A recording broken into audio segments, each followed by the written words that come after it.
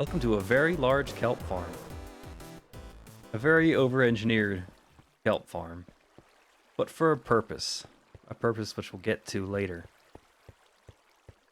This kelp farm, well, it makes quite a lot of kelp here. I filled up a double chest full of shulker boxes of kelp, plus a little extra in just about 2 days of running this thing. Actually, probably more than that, because I did burn some of that.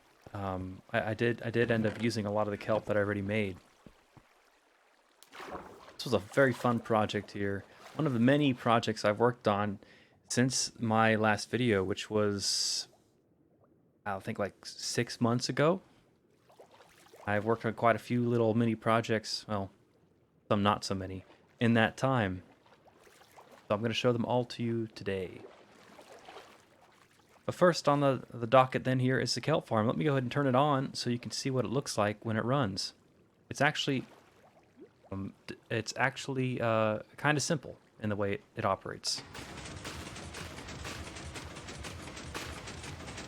Just uses flying machines just like this one. There's 6 of them that all go one after another, so they're not all running at the same time, just to help with lag issues. And they just sweep across and cut all of the kelp, and all that kelp will all funnel into these water streams and into a shulker box loading system up there. We're over in Carl, our shopping center, to show a few of the other projects I've worked on in the past few months. The first project here is an elevator.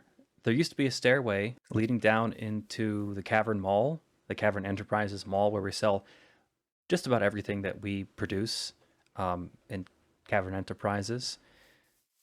And I installed an elevator here. Just step in, you press a button, doors close, and it takes you down.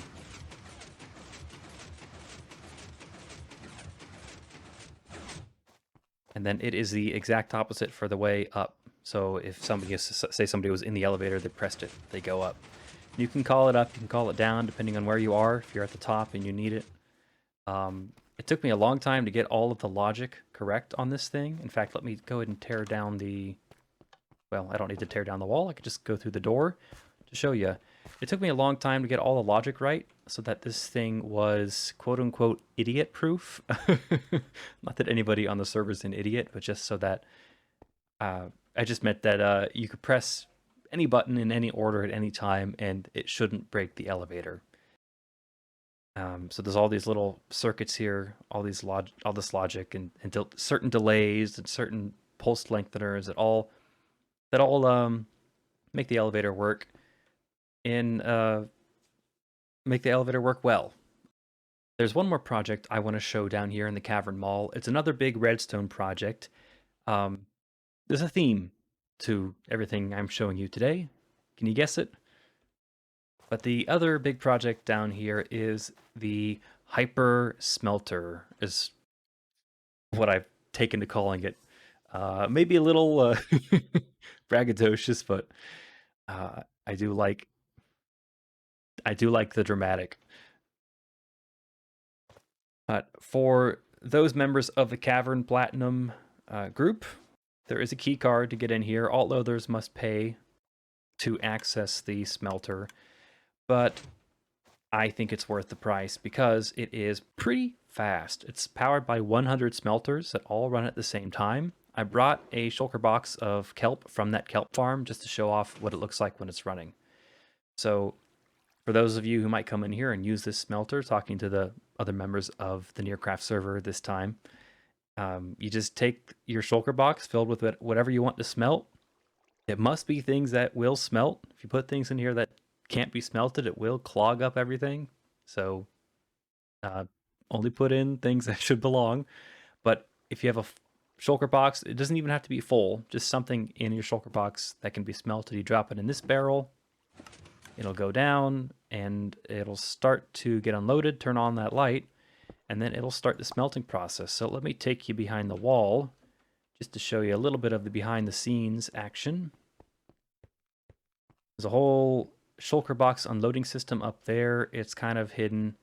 There's not a great angle to see it, but it will fill up hopper mine carts, which will then fill up all of these furnaces, and then all of that will funnel back into a shulker box loader and up to the output for the super smelter. Like I said, it's 100 furnaces that all run at the same time simultaneously to smelt these items. You can smelt a full shulker box of items anywhere between 3 to 4 minutes, which works out to, I think it was something like 8 seconds, 7 or 8 seconds a stack. So that's not bad. That's not bad. I think I will eventually want to build a bigger and better version of this, but I might say that till the next season of Nearcraft, till we reset the world, and maybe I'll build a bigger one. But this was a ton of fun to design and build. I will probably make another mini video that goes over this in more detail if anybody's interested in this one. Yeah, just another really fun, useful project.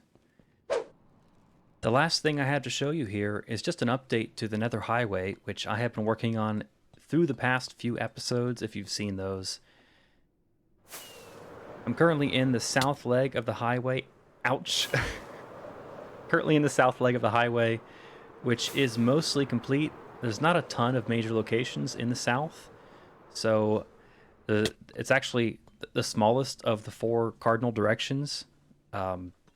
I've started work on the north now, which is what you can see in front of us, and I've laid out partially all of it, really. Here, I'll go ahead and take you up so you can see. The kind of ice road, which is the core of the whole thing, I've laid out for the entire north. I think I haven't missed any locations. Any Nearcrafters who are watching this, if you've noticed I missed something, let me know, and I will for sure add it. Now this, as you can see, is quite a large chunk to build. Very large. And a lot of work and a lot of resources to build this, which is partially why I built those other projects that I already showed you. Having a super smelter and then a kelp farm to fuel it really helps with things like smelting cobblestone into stone, or smelting bricks, or smelting copper.